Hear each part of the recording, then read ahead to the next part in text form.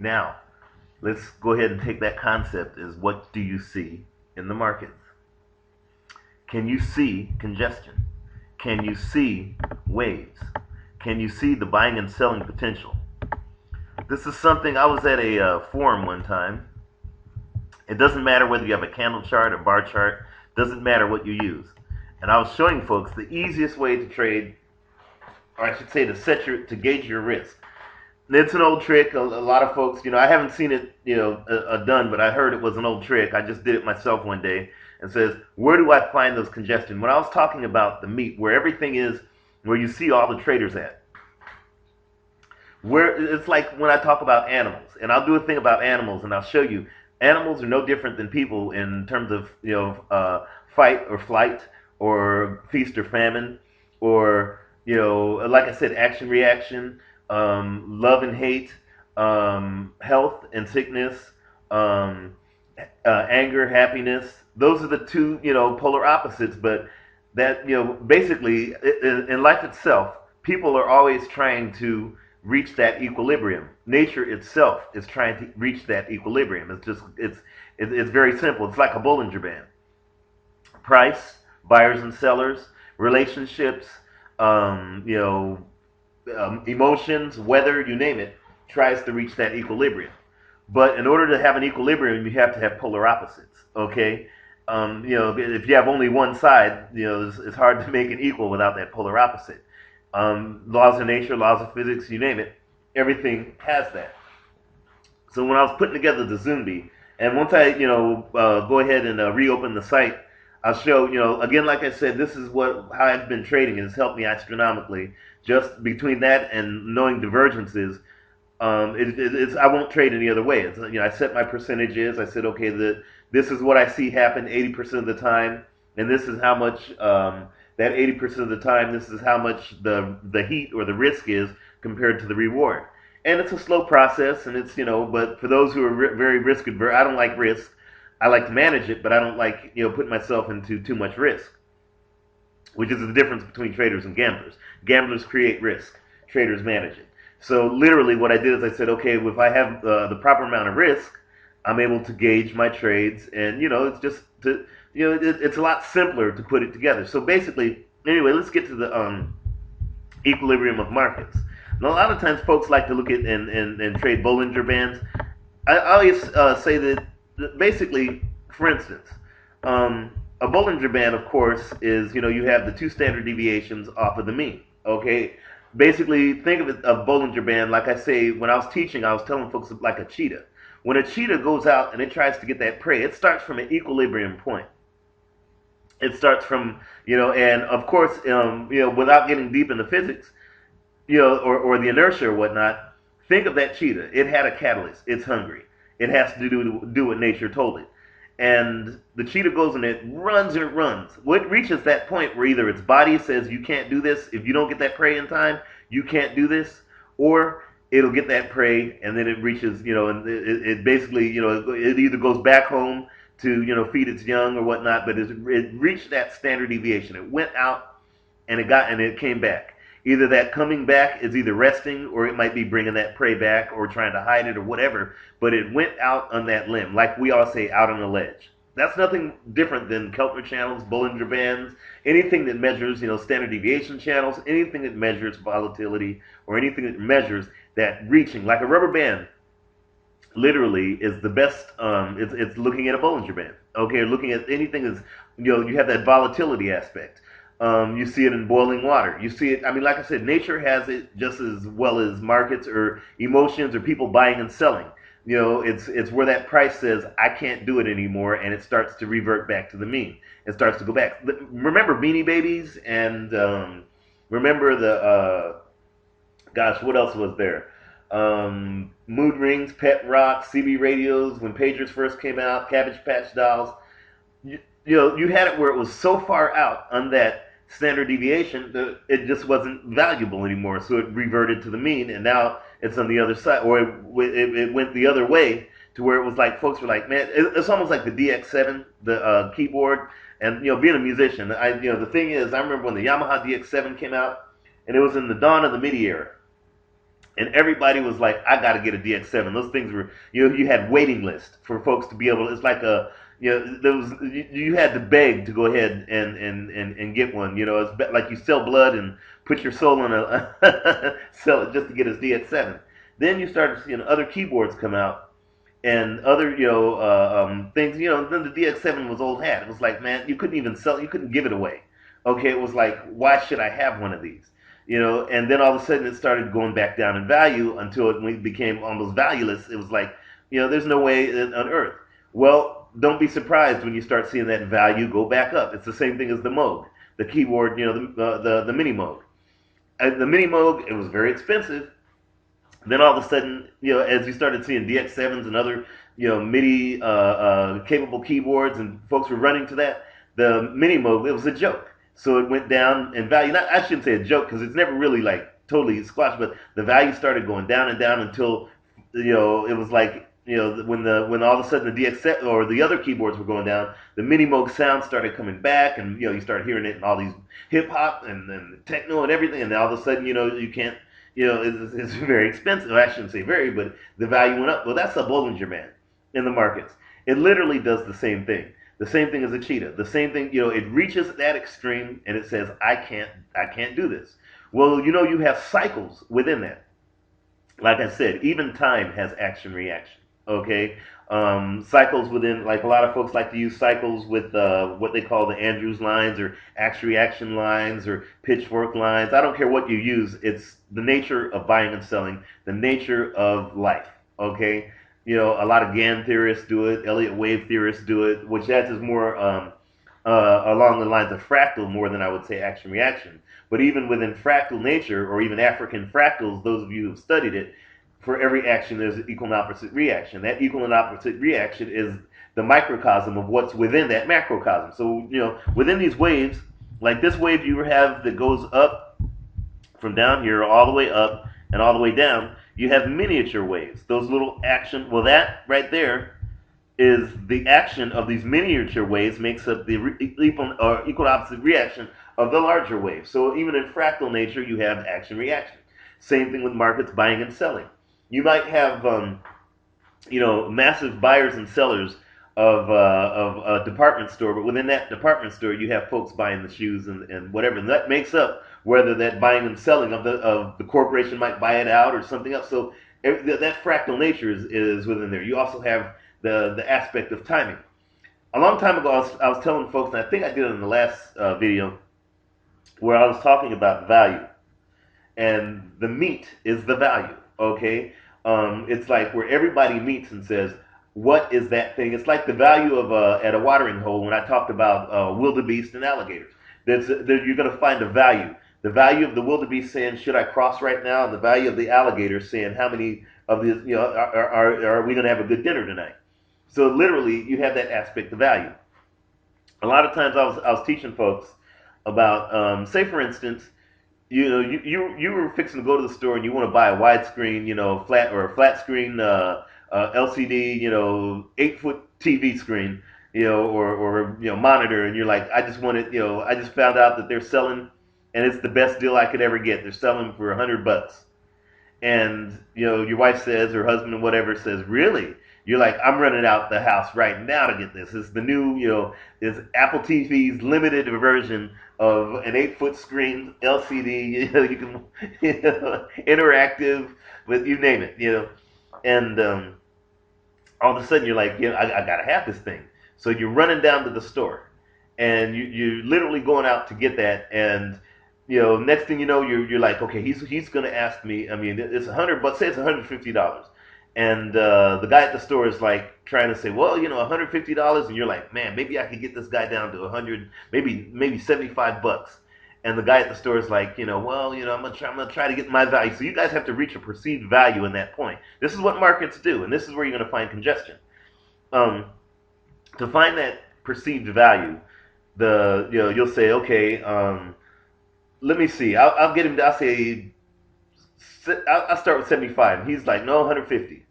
And maybe you come up to 85 and he goes down to 125. Then you come to 90 and he goes down to 100. Then you go to 95 and he says, okay, 95. Okay, or it doesn't matter where you guys bicker and barter at that perceived value. The bottom line is that's your perception of value. So all of a sudden you're walking out thinking, hey, I got, he was going to sell it to me for 150, I got it for 95, and all of a sudden you get back home and you say, look, you tell your wife or husband, look, honey, I check this out. You can't believe what a deal I got in this thing, and she goes ahead, or it doesn't matter. Your spouse goes in and says, really, you did that? And you're like, man, I really got over it. And your spouse says, oh man, are you sure you really got over it? You're like, look, I got the guy down to this, to this deal. And your spouse shows you on eBay and on the internet and even down the street and says, didn't you go to all the other stores? And you say, what do you mean? He says, oh, by the way, I saw all these other stores selling the same thing that you just bought for $50. Now you see what perceived value is. That perception of value is literally what market profile, or what I call the meat, where that cycle point starts and ends. It happens in every single market. You'll see it. You can see it on the chart. Every time you see that. When I was saying, listen to the audio of the way the waves were coming in and out. That meat, that point where not the extreme where the cheetah goes back and forth, but that from the catalyst of where it says I want that food to where it gets the food or it loses, i.e., it rejects that, the Bollinger Band, or at the resistance, or there's a one point in time, that one tiny little thing where you're going to find that is the actual value. Okay, that's the reason. That's that thing. That's that equilibrium. That's the, for as above, so below. That's your cycle. That point right there is what enabled me to be able to go ahead and do this. Okay, and like I said, a lot of it has to do with physics. A lot of it has to do with, realizing that it's all about energy. The energy, when the cheetah or where that alligator decides, that's not, that first inertia, that's not the thing I'm worried about. The catalyst. Or at that point where it reaches and it says, I can't, or if you're into the spring theories and what's the law? Oh gosh, it starts with an H. I can't remember. Where it actually comes back. I'm not worried about that. I know that those two exist, but they balance out each other. From the moment of where that started to the moment where it couldn't reach, there's a balance point within that. That area is the reason of that market, or that point, and not necessarily where you guys just that value point, but that's literally the reason. And you see it in all markets. And what some folks might call it congestion, but it doesn't matter. I don't even care about calling it congestion. I just call it the reason. And when you find that, and you take your like I said, not only in volume, price, time, and volatility. I should say all of those you'll find, or what I call fear, greed, patience, and discipline. Within all that, you're going to find that the market moves to that next extreme or that next point 90-ish% of the time. Now, one thing that I was telling one of our when I was doing a lot of teaching, do you realize at these points where the market turns around, whether you're a candle or whether it's a range bar, it doesn't matter what it is, you're going to find that there was consolidation at every one of these points where there's buyers and sellers. It's kind of crazy to say that, but one of the reasons is, even if it's minute consolidation or even if it's massive consolidation, you have consolidated points in those areas. Why? Because you had changing of hand. You had the alligators and you had the lions meet. So no matter where you're at in the market, whether it's a 5-minute chart, a range bar chart, a daily chart, it doesn't matter what it is. Every time that market, at the tip of these points, at the very tip of these points, you're going to find some measure of consolidation because buyers had to give to sellers and sellers had to give to buyers at every one of these points.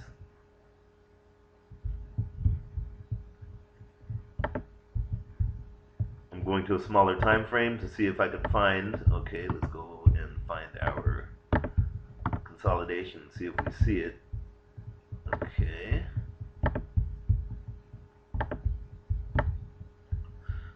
You have little consolidated points at these areas.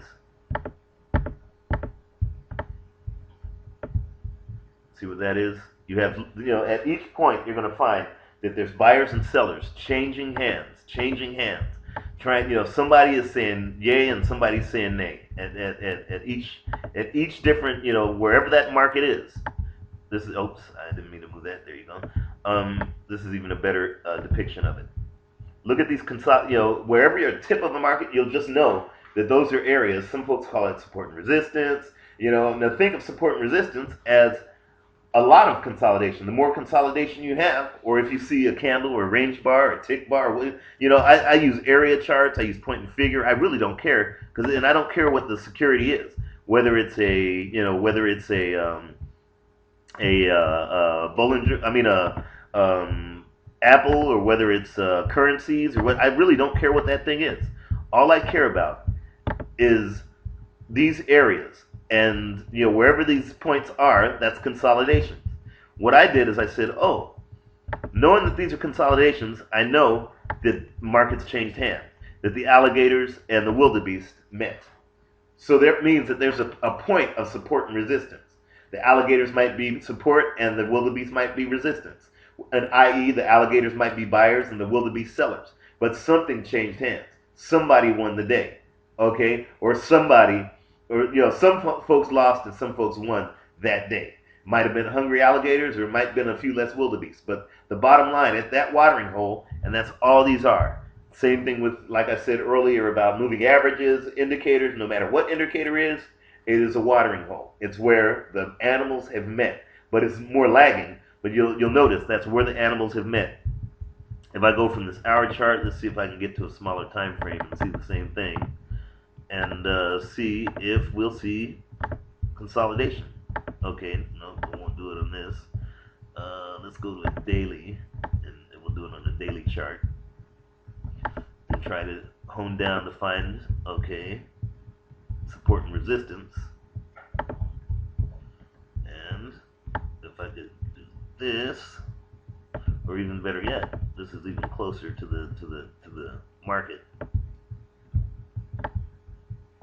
Again, like I said, I don't care if it's currencies. I don't care if it's, it doesn't matter what it is. This will help you make not only better trades, but keep some more of your profits and, and minimize your losses. Okay.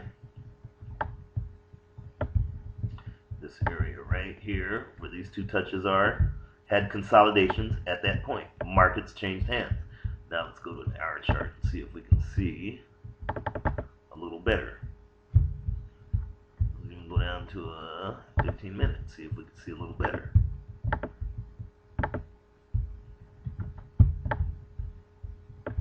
Look at this area. You've had consolidations.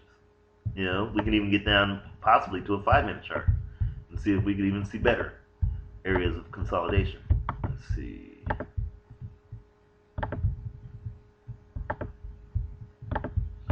See if we can see it. See if we can see it on a 1-minute chart. Yeah, I'm looking at this area of consolidation right here, where that point came down. You had back and forth, a lot of back and forth movement, where that point came down. Let's see if we can even see it on a 1-minute chart. And let's go all the way down. Okay, let's see. Sometimes it's kind of hard to see it on 1 minute, but oops, we don't need to do that. Okay, let's see if we get enough data to see it on a 1 minute. Look at that, where that line is at the very, very bottom. Let me see. Look at that consolidation, a lot of consolidation. And let's see, yep, a lot of consolidation. Let's see if we can see even more consolidation. Again, this is just, ideas. Look at that, just a little bit right there, but you had some back and forth. Basically, it's buyers and sellers telling each other, okay, let's make a deal. We made our deal.